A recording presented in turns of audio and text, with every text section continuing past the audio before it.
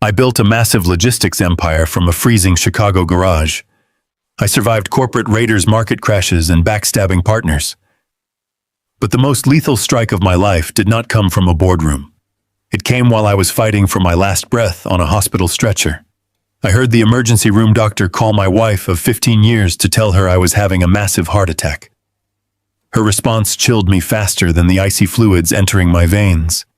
She told the doctor to give me a pill because her expensive first-class flights to Hawaii were leaving in hours.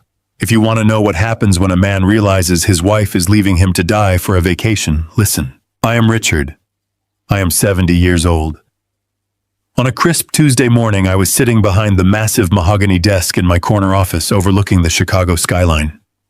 I was reviewing the quarterly projections for the supply chain software company I founded 4 decades ago. Back then, I was just a hungry kid coding in a garage that smelled of motor oil. Now I controlled a logistics network moving billions in freight. But biology does not care about your net worth. It started as a dull ache. I ignored it, chalking it up to the black coffee I had consumed since dawn. Then came the taste of copper in my mouth. Before I could reach for my water, an invisible vice clamped down on my chest. It was an absolute crushing pressure, as if a freight truck had parked directly on my sternum. I tried to stand, but my legs gave out. I collapsed heavily onto the polished wood of my desk, scattering financial reports.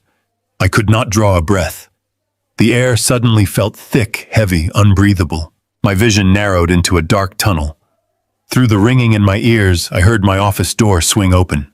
My secretary screamed. Time splintered into fragmented moments. The chaotic blur of faces. Paramedics shouting my vitals. The sharp sting of a needle entering my arm. The violent jolt of the stretcher hitting the ambulance floor. Through it all, I remained conscious enough to understand the gravity of the situation. I calculated risks for a living, and the statistics of surviving what felt like my heart ripping itself apart were not in my favor. The sirens wailed a frantic soundtrack to the panic coursing through my fading mind. I had spent my entire life building an empire, securing my legacy, providing a life of luxury for my family. My wife, Cynthia, my stepson, Brandon. I had given them the world. As the ambulance tore through the streets, a sense of comfort washed over me. I thought at least I will be surrounded by my family. I could not have been more wrong. The emergency room at City General was a symphony of controlled chaos. Bright fluorescent lights stabbed at my eyes. Nurses moved around me with urgent precision, attaching electrodes to my chest, calling out numbers that clearly alarmed them. I lay there staring at the ceiling tiles, my breathing shallow and ragged.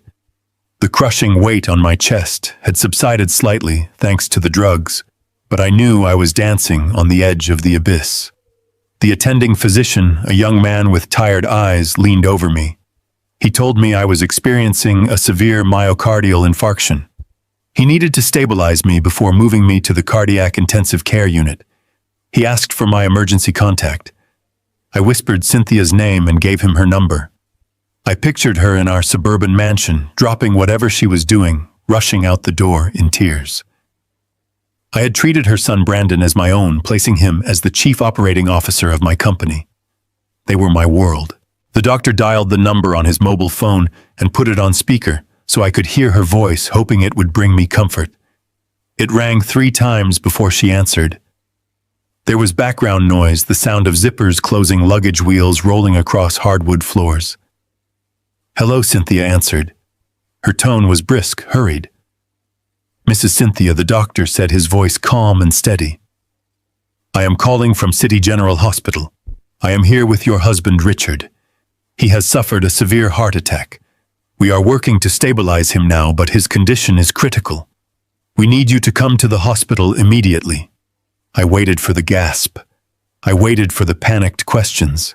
I waited for the sound of my wife dropping everything.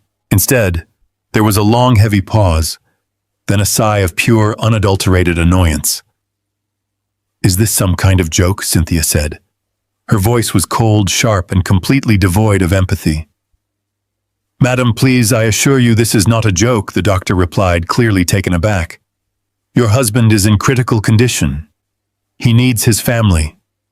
I heard the sound of a suitcase zipping shut on the other end of the line. "I cannot come to the hospital right now," she snapped. "Brandon and Tiffany have been packing for weeks. We are leaving for the airport in 2 hours. Our first-class flights to Maui are entirely non-refundable." The doctor glanced down at me, his eyes wide with disbelief. I lay paralyzed, copper returning to my mouth. "Mrs. Cynthia, your husband might not survive the night," the doctor said. "You need to be here." "Just give him a pill, doctor," Cynthia replied indifferently. "He is a tough old man. He can manage. I am not ruining my vacation over this. We have a private yacht booked for tomorrow. Tell Richard to call me when he is discharged. Have a good day." The line went dead.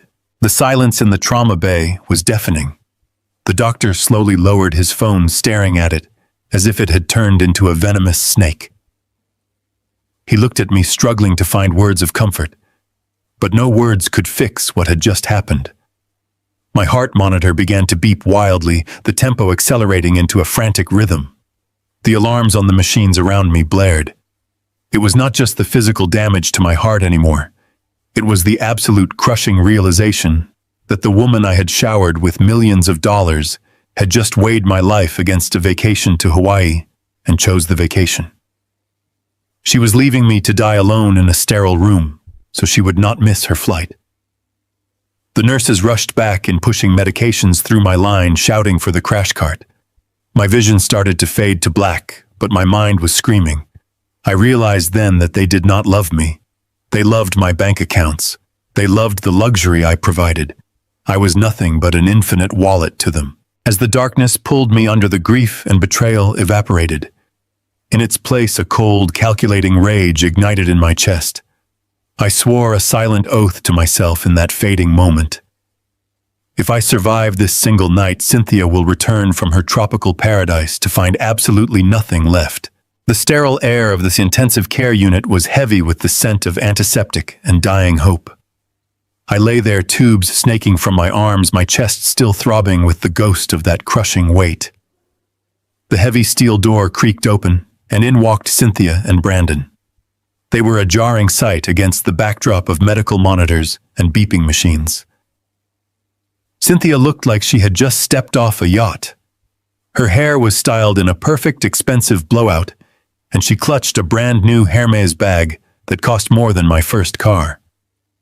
Brandon was right behind her, his tailored Italian suit jacket sharp and unwrinkled.